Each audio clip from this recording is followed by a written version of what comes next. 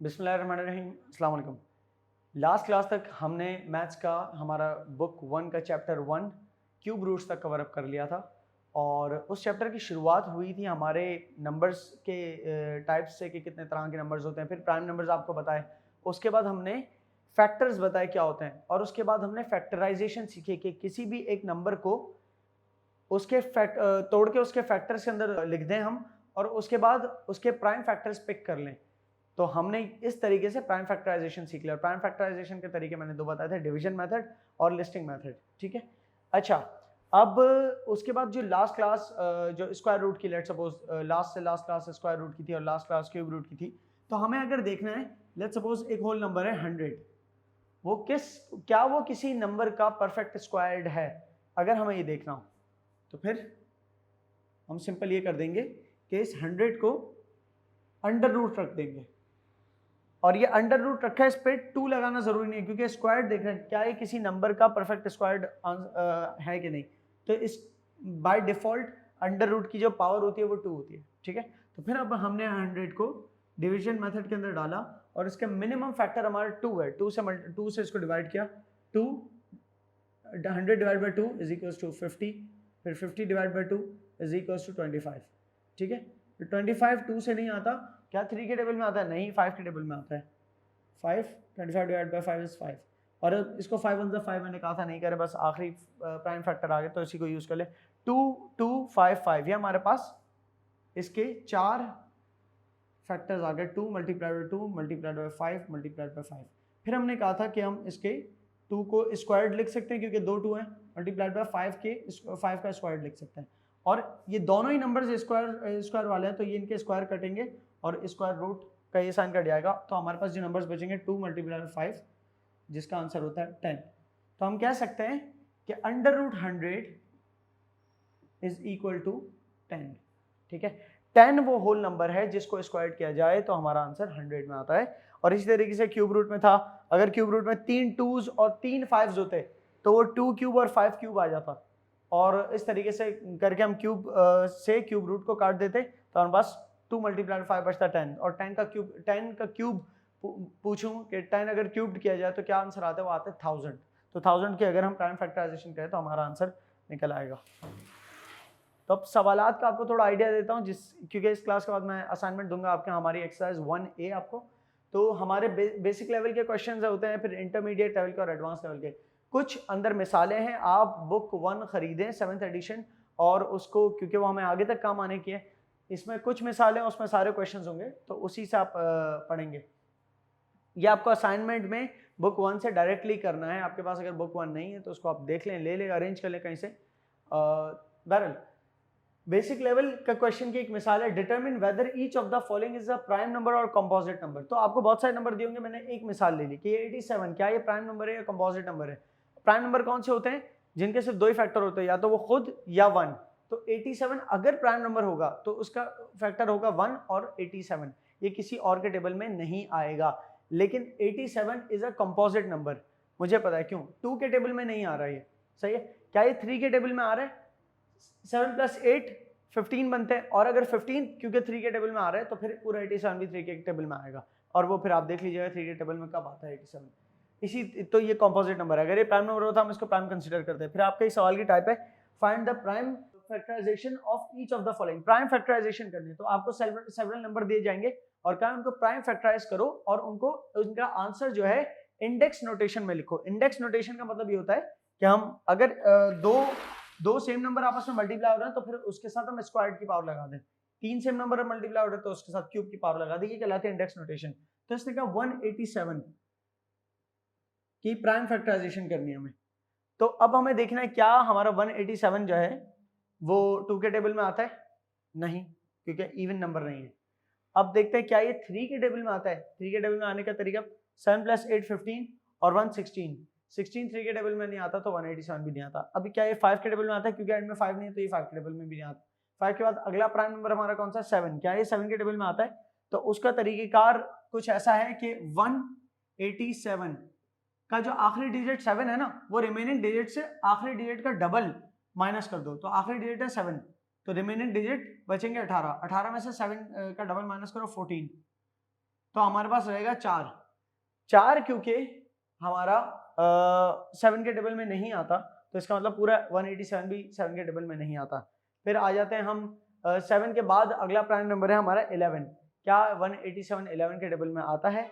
और इसका तरीक़ेकार ये है, 187 11 के टेबल में वैसे आता है, और मैं उसका आपको तरीक़ेकार बता दूं क्या है।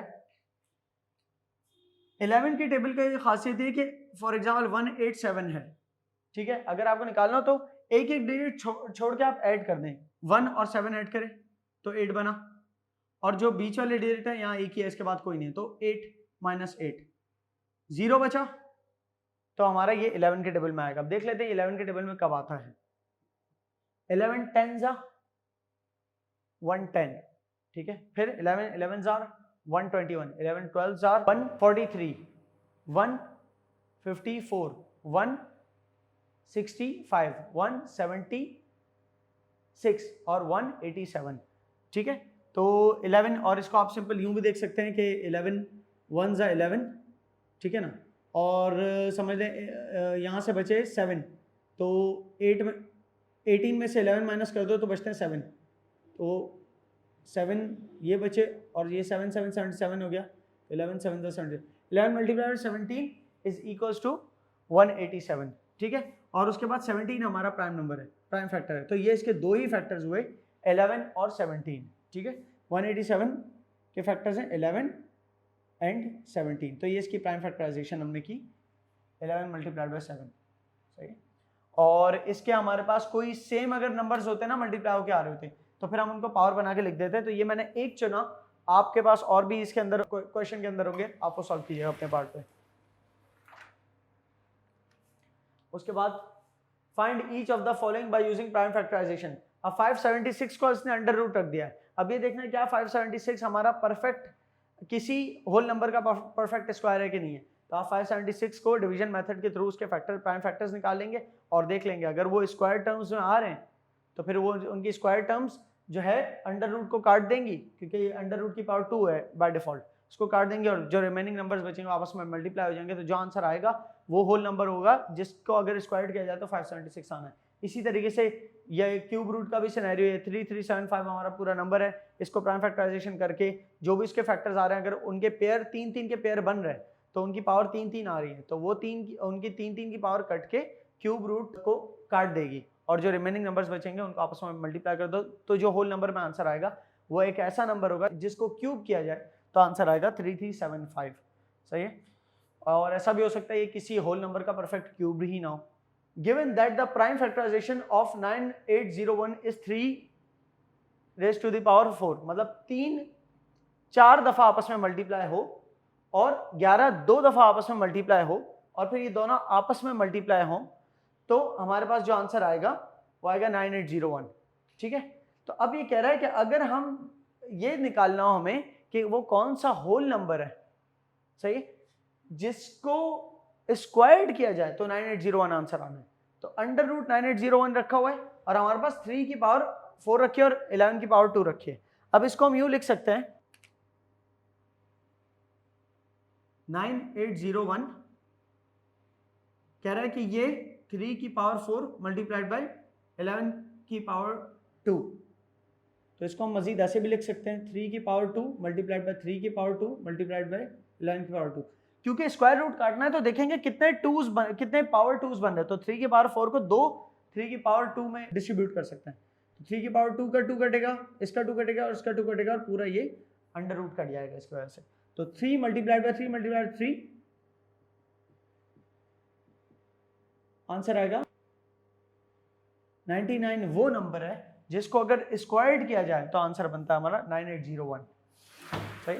तो इस तरह से एक सवाल हो गया। और फिर आगे आते हैं हम, ये इसने कहा था विदाउट कैलकुलेटर करना है जो कि हो सकता था easily. Estimate the value of each of the following, तो इनकी वैल्यू है मतलब 66 है अगर, तो किसके आसपास का, अगर एग्जैक्टली 66 किसी नंबर का स्क्वायर्ड नहीं है तो एस्टिमेट करके बताओ किसके आसपास का ये स्क्वायर्ड है। इसी तरीके से 730 अगर एग्जैक्ट किसी नंबर का क्यूब्ड नहीं है तो फिर किस नंबर के आसपास का ये क्यूब्ड है, ठीक है।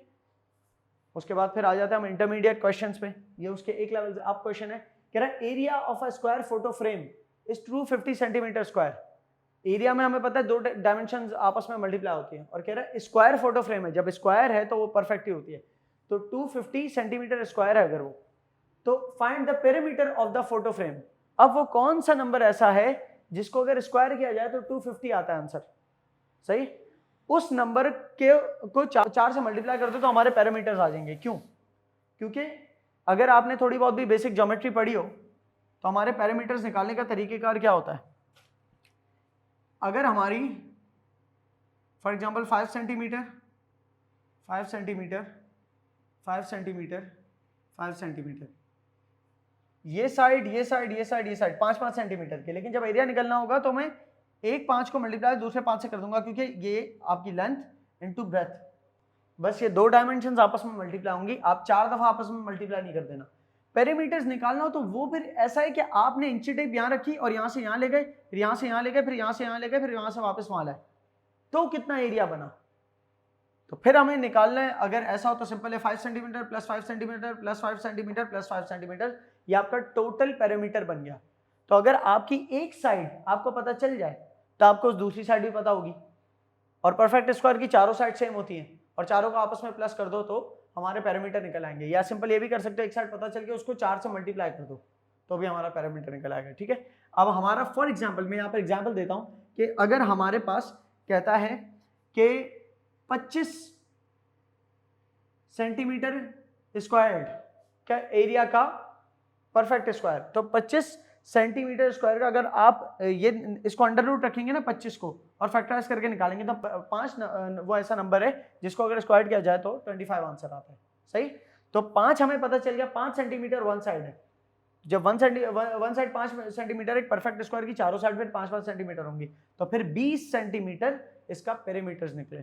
फिर अगला क्वेश्चन है the volume of a box, the volume of a box in the shape of a cube is 2197 centimetre cube, ठीक है। एक तो इसने वॉल्यूम बता दिया, इससे भी पता चल गया 3 डायमेंशंस मल्टीप्लाई हुई हैं, और क्यूब से भी पता चल गया 3 डायमेंशन मल्टीप्लाई हुई हैं। Find the area of one side of the box, कह रहा है एक ऐसा बॉक्स जिसकी 3 डायमेंशंस हैं जिनको आपस में मल्टीप्लाई करके आंसर आए 2197 सेंटीमीटर क्यूब, तो बताओ कि उसकी अगर 2 डायमेंशंस को आपस में मल्टीप्लाई करें तो क्या आंसर आएगा। तो सबसे पहले आपने वो नंबर, इसको अंडर रूट रख के वो नंबर निकाले जिसका परफेक्ट क्यूब ये निकलता है, तो वो नंबर आपने निकाल लिया ना होल नंबर एक दफा, इसको अंडर रूट रख के फैक्टराइज करके वो नंबर आपने निकाल लिया कि जिसको अगर क्यूब किया जाए तो ये आंसर आता है। आप उस नंबर को उसी नंबर से मल्टीप्लाई कर दें, क्योंकि 2 डायमेंशंस को आपस में मल्टीप्लाई कर देंगे आप इस तरह से। मिसाल के तौर पे आपको दे रहा है 64 सेंटीमीटर क्यूब, कह रहा है कि एक बॉक्स है उसका वॉल्यूम है 64 सेंटीमीटर क्यूब, मतलब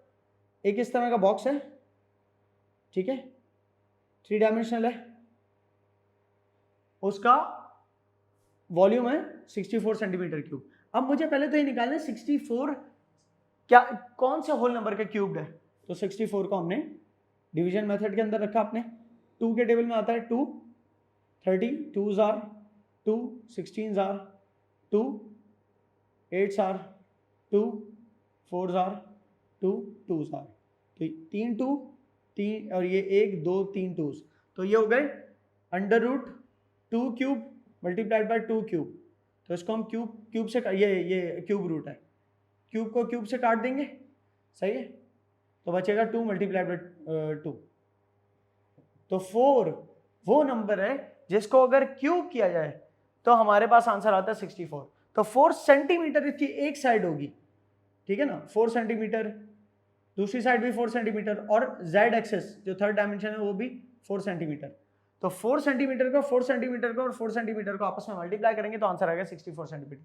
तो ये तो निकल गया वॉल्यूम, वॉल्यूम में 3 डायमेंशन होते हैं, लेकिन अगर हम 2 डायमेंशन मल्टीप्लाई करें तो एरिया निकल आएगा, इसलिए 4 centimetre multiply 4 centimetre 4 4s are 16, तो 16 सेंटीमीटर स्क्वायर्ड हमारा एरिया निकलेगा इसका। तो आपका सवाल यहाँ पर क्या है, उसी नौयत का है, लेकिन आपने दिया हुआ 2197, तो आप इसको प्राइम फैक्टराइज करके देखेंगे कि किस होल नंबर का क्यूब्ड है, और उसके बाद उस होल नंबर अगर वो एक डायमेंशन है तो वही होल नंबर दूसरी डायमेंशन भी होगा, थर्ड डायमेंशन भी होगा, लेकिन एरिया निकालते वक्त सिर्फ 2 डायमेंशन आपस में मल्टीप्लाई करनी होती है, ठीक है। उसके बाद नेक्स्ट आ जाता है determine whether each of the following is a prime number और कॉम्पोजिट नंबर। ये प्राइम नंबर है या कॉम्पोजिट नंबर है, ये आपको डिटरमिन करना है।